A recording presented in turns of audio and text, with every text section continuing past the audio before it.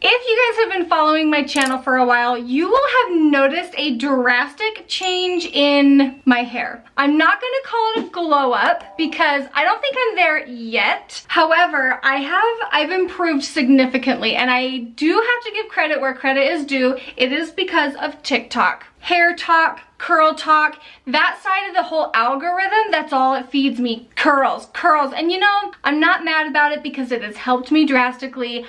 I do not know everything about the whole curly girl hair situation. I'm just telling you that now. I am a beginner, but I'm going to basically compile the hundreds of TikToks that I have watched into this video, so hopefully it can help you guys. You've asked for the video, so here it is.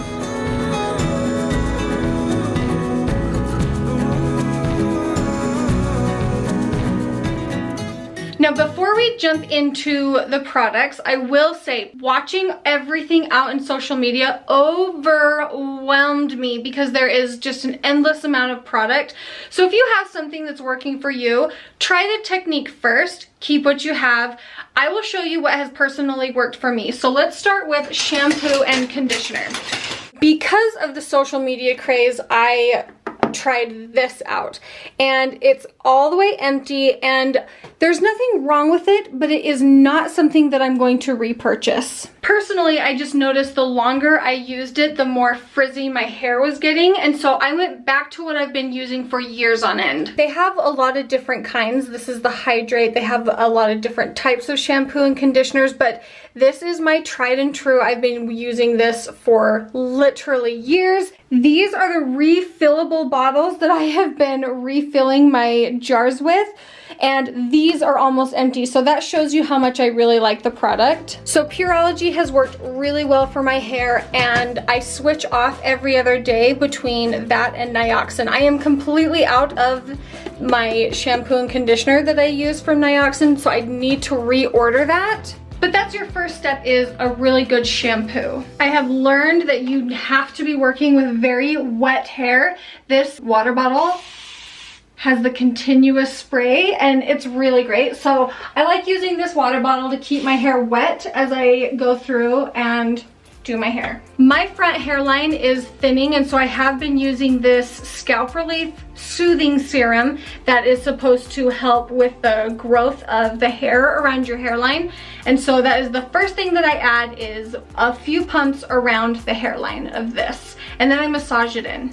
The next step is a leave-in conditioner. This is the step that I have been doing, I would say, for the last year, and it has dramatically changed the way my hair feels. I was using the Redken leave-in conditioner, and it is a fabulous one. I'm showing you two of them because I feel like they're both just really, really good. I have tried drugstore leave-in conditioners, and I just don't like them as much. They leave a film in my hair that doesn't feel good. So this is my absolute favorite one. And several reasons why I like it is because it adds moisture, shine, smoothness, softness, UV protection, strength, anti-breakage, heat protection, and light hold. So honestly, this is kind of my like go-to leave-in conditioner that I have been using. I start with my ends and I just work it in this way. And I've watched so many people do the prayer hands, and I know that my technique isn't awesome when I'm putting it in my hair, but right now I'm doing what I can. I'm just doing my best. So I just put it in there. I rake it in and comb it through. Then you're gonna go in with a curling balm. I really love the smell of this one, and I think that it does a really great job of holding my curls but not making it weighed down, because I know that's a big deal. So I start on my ends again, and I can feel that my hair is a little bit dry up at the front, so I probably should have gotten it a little bit wet again. But I'm just gonna run my hands through this, and I feel like I need just a little more. I don't feel like I grabbed quite enough. So I'm going to grab just a little bit more and put it where I feel like it needs it. And I try to make sure this is evenly put through my hair. This is the point where everyone will do finger coiling. I just don't have the patience for it, and so this is where I flip my head over and just scrunch with my hands. I could go in and do a little detailing, coiling, but I just haven't got to that point yet. Now this is something new that I have learned. Once people put their curling balm in and they do their finger coiling, which I'm kind of skipping because I'm just not that advanced yet, they put gel in their hands and they go over top and kind of scrunch in a little bit of gel. I'm sure any gel would work. I have been using the same gel since I was in junior high, so if it isn't broken, don't fix it. I just go in and scrunch in the gel. I take my time on this part because I feel like since I'm not finger coiling, I need to take the extra time. And I know plenty of people would use a terry rag or like a t-shirt. I just don't do it. It just isn't my style. Maybe I will once I realize how good it is, but I just haven't yet. Now the bang situation is new to me, so I just pull my bangs forward, and because I am intimidated with finger coiling and because I don't really know a whole bunch about that, I honestly kind of ignore my bangs. I just let them do what they're gonna do, and maybe all the curly people out there are like, girl! But I just pull them forward, give them a little scrunchie, and I just kind of ignore them the rest of the time. Like I don't even like diffuse my bangs when I'm drying. I just kind of let them do what they're gonna do. And I know that I can up my game here. I just haven't yet, okay? This is a lot. When this blow dryer first came out, Joel bought it for me, and I should have said thank you, but I got mad and I was like, are you kidding me? That's a $500 blow dryer. Like, who needs a $500 blow dryer? He's like, you do. He's like, I wanted you to have it. And now here I am to tell you that you all need it too. The diffuser that comes with it, I think is really great. It's magnetized. We use this to blow dry our dog Lady. It is a good blow dry. I've had it for many, many years now, and it's fantastic. I don't really have any secrets to blow drying other than it creates a lot of volume when you do it upside down. So I'm going to spend most of my time just upside down diffusing my hair and going side to side. So here's what I'm left with after I have diffused and it's fully dry. It's really important that you make sure your hair is all the way dry before moving on to the next steps. I will give you a little tip, or at least tell you what levels I put it on. I put it on a number like the lowest of the heat and the lowest of the air, just so it's not like blasting your curls and you're not making them frizzy. So once everything is dry, you're ready to break the curl cast, and this is what this is doing to me. Okay, and I feel like this is what makes the very, very biggest difference, because this is how I would be done at this point. I would just leave my hair like this for the longest time. Let me show you. Let me show you what you're gonna do. You're gonna take a hair oil, and I tried the more expensive ones and I did not like them. I'm going to use like about that much, not a lot. I'm more than happy to go back into my hair with more oil if I need, but I don't want to put too much oil. So I just go flip my head back over again, and I just start scrunching the oil into the hair. And what it does is it breaks up the crispy cast that the gel put on it. And from what I've gathered, the cast kind of protects the curl and holds it in that spot until you break it. And that's why it's really important that your hair is fully dry. And when you do this, you can feel the difference.